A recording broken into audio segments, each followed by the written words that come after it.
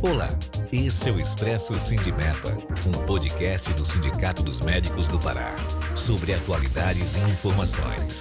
Siga nosso perfil na sua plataforma preferida e acompanhe todos os episódios. Olá, eu sou o Wilson Machado, diretor de comunicação do Sindicato dos Médicos, e hoje daremos sequência ao Expresso Sindimepa no seu segundo episódio, que entrevista o Dr. Breno Monteiro, que aceitou o nosso convite para esta empreitada. Doutor Breno, com você as considerações sobre o tema de hoje, que é o crescimento da telemedicina. Quero saber como você vê a tecnologia andando de mãos dadas com a medicina. Então, Wilson, eu acho que quando a gente fala de telemedicina, a gente pode estender um pouco para a telesaúde, né? E a gente viveu aí, ao longo dos últimos 2 anos, uma pandemia, onde estima-se, existem pesquisas realizadas no Brasil, que estimam que 50% dos brasileiros utilizou alguma forma de atendimento médico à distância. Seja numa consulta de uso um remédio ou não, o que eu faço, estou sentindo dessa forma. Então, realmente houve uma expansão muito grande. Fora isso, houve a necessidade de o Conselho Federal de Medicina editar uma resolução temporária à altura para permitir, né, essa expansão, para permitir essa ferramenta à distância do atendimento. E que, como existiam projetos no Congresso Nacional também, legislando sobre a telemedicina, a telesaúde, hoje a gente já tem uma enorme regulamentação, que faz com que a gente esteja, no Brasil, se adequando a um mercado internacional. E quando eu falo em mercado internacional, só para você ter uma ideia, estima-se que o mercado que gerem mais de 210, 220 bilhões de reais esse mercado. Então é algo que precisa estar todo mundo atento, onde os países da Europa têm incentivado. Então, a Alemanha, por exemplo, vai investir ao longo dos próximos 6 anos mais de 5 bilhões de reais na expansão da telemedicina. E a gente está falando de países extremamente desenvolvidos. E no Brasil não será diferente. Acho que a gente tem criado, existem hoje já várias plataformas espalhadas pelo Brasil. Eu cito uma importantíssima aqui para o Pará, o COSEMES, os secretários municipais criaram uma ferramenta de telemedicina chamada Saúde das Manas, que tem ofertado diversas especialidades médicas via telemedicina para os mais longínquos locais, né? Então, municípios do Marajó, municípios do Baixo Amazonas, de várias regiões tem atendimento. Foi criada uma central, onde são profissionais aqui de Belém, cardiologia, de ginecologia obstetrícia, de várias especialidades, estão fazendo esse atendimento. Então, isso é um mercado que a gente precisa estar atento. Agora, é um mercado que a gente precisa ter segurança nessa prestação de serviço. Quando eu falo em segurança nessa prestação de serviço, precisa ter uma ferramenta clara, porque a telemedicina não é simplesmente você abrir um aplicativo Zoom e ter um médico de um lado e um paciente do outro. Porque existem regras que precisam ser cumpridas para que esse atendimento seja legal. Primeiro, precisa ter um registro, né? Um prontuário eletrônico que precisa ser inserido esses dados para estar disponíveis para toda o sistema judiciário, se necessitar, para o próprio Conselho Federal de Medicina. Nós temos aí outra coisa importantíssima: o Brasil tem uma lei muito forte com relação à proteção de dados, né? Então, quando você tem um atendimento em qualquer ferramenta, esses dados precisam ter segurança, né? Precisa ser dado segurança de que aquela informação que está sendo disponibilizada pela paciente naquele momento, ou as prescrições médicas, ou esse atendimento, também tenha segurança. Então, a gente precisa ter muito cuidado. Eu reafirmo que a telemedicina precisa seguir esses passos conforme estão na resolução do Conselho Federal de Medicina. Agora eu te trago, acho que é algo que é mais importante e que a gente precisa ter muito cuidado, e desde o princípio eu tenho alertado pela Confederação a necessidade de os profissionais médicos e nós, prestadores de serviços, ficarmos atentos. Isso não pode servir, em hipótese nenhuma, essa possibilidade para que você faça a substituição. Perfeito, eu ia te perguntar sobre isso. A substituição, ou seja, é óbvio que o atendimento preferencial é o presencial. Inclusive, na regra da resolução das telemedicinas, ela diz que de período em período, no máximo de 6 meses, se for um tratamento contínuo, entre esses atendimentos à distância, precisa ter um atendimento presencial. Ou o primeiro atendimento, o primeiro exame, o primeiro contato precisa ser feito também pelo presencial, porque senão a gente corre o risco do que a gente chama de precarização do trabalho médico, né? Você vai fazer com que fique muito o atendimento à distância, ele se torna mais barato, óbvio, você atende muito mais profissionais, você não precisa se deslocar. Isso faz com que pode fazer, e a gente precisa ter muito cuidado, com que algumas operadoras se utilizem disso, ou de alguns contratantes, para precarizar o trabalho médico. É muito importante ouvir isso de você, porque você trabalha como médico, como dono de hospital e como gestor de várias entidades ligadas à saúde, particularmente os hospitais e clínicas, enfim, aqui na nossa região, no nosso estado e no Brasil. Então, a grande preocupação era exatamente esta, porque a gente sabe que o empresário ele faz conta, né? Então, é importante o custo que ele tem com isso. O custo do profissional médico é sempre um peso diferenciado nesta conta. A partir do momento que ele dispõe da telemedicina ou da telesaúde, que pode levar esta consulta para os lugares mais distantes e que, teoricamente, custaria mais caro manter um médico nesses lugares, sob o ponto de vista de resultado financeiro, é muito melhor a telemedicina e a telesaúde. Então, se isso mantido e com a tecnologia cada vez mais aperfeiçoada, é óbvio que esta informação médica chega com mais precisão, com mais a tempo e a hora, no sentido de socorrer aquele lugar, aquela cidade longínqua. E aí a preocupação do sindicalista. E por isso a pergunta que você já respondeu em grande parte.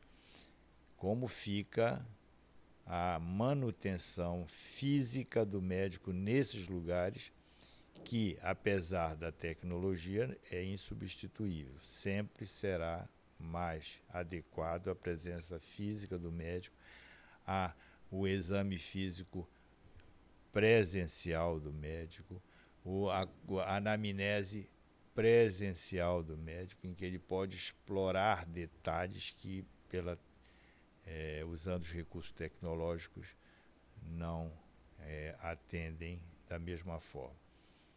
Isto é uma realidade preocupante ou com a possibilidade da regulação disto pelo Conselho Federal de Medicina minimiza essa possibilidade, de forma a nos deixarmos confortáveis. Eu acho que, primeiro que acho que as leis precisam existir, e elas existem, estão muito bem claras, são muito claras com relação a essas responsabilidades. É óbvio que no Brasil tem a lei que pega, a lei que não pega, e a gente precisa ter muito atento a isso, e cuidar para que a lei possa ser exercida na sua plenitude. O que eu falei aqui não é nenhum posicionamento pessoal, é um posicionamento institucional. Aqueles que desejarem têm um posicionamento sobre telemedicina no site da Confederação, cendesaude.org.br, que pontua, faz várias alertas durante essa tramitação, durante essa formação aí da prestação de serviço através de medicina, porque o empresário, como você disse, e sou empresário, não nego, além de médico, porque para alguns parece pejorativo, alguns tentam fazer com que o empresário seja tratado de forma pejorativa, eu sou empresário, e assim não me nego. Ele faz conta, e aí esse alerta serve porque não é o profissional médico, ele está sendo atendido, essa assistência ocorre num hospital, numa clínica que é comandada por um empresário. Na hora que ele sai, ele pode ser comandado por um não empresário, por uma operadora. A gente precisa ter cuidado com isso, né? De uma operadora que tem uma rede assistencial estabelecida, criar uma telemedicina como ferramenta dizendo o seguinte: olha, eu vou atender isso aqui, eu vou direcionar para o serviço que eu quero, para um serviço próprio, e esse profissional sai, e esse atendimento sai do empresário da saúde, que tem um hospital, que tem uma clínica. Então esse é um alerta, e o empresário faz conta mesmo. Então essa é uma conta clara, e esse é um alerta que a gente tem, pelo que eu percebi, uma opinião similar, porque exatamente a gente precisa ter esse cuidado tanto com o trabalho do médico e também esse cuidado com o mercado da prestação de serviço, para não ser precarizado, né? Para não ser utilizado de formas indevidas. E que não tenha que acontecer casos como a gente tem visto, de algumas ferramentas aí, de que, por exemplo, você acha que pode ser feito um atendimento de pré-natal por telemedicina na região metropolitana de Belém? Isso é inaceitável. Porque aí não pode, e aí o prefeito ou o secretário municipal de um município do entorno de uma capital se utilizar de uma ferramenta como essa para não levar o profissional que ele precisa contratar para estar presencialmente naquele município. Então a gente precisa estar atento, o sindicato dos médicos, o sindicato dos estabelecimentos de saúde, atento a esse tipo de mercado, para que a gente não possa deixar com que uma lei muito bem estabelecida, com regras claras, com um mercado promissor de expansão, como eu disse, porque isso também, a gente não pode ser uma ilha isolada do mundo, a gente precisa acompanhar o que está acontecendo no resto do mundo, um mercado em expansão, claramente, um mercado que cresce ano a ano, que vai crescer ao longo do tempo, porque o cidadão, cada vez que ele se depara com a possibilidade de um atendimento como esse, muitas das vezes o cidadão prefere, né? A gente precisa olhar também o paciente. Será que eu não prefiro estar na minha residência sem precisar me deslocar para um outro atendimento presencial? Precisa.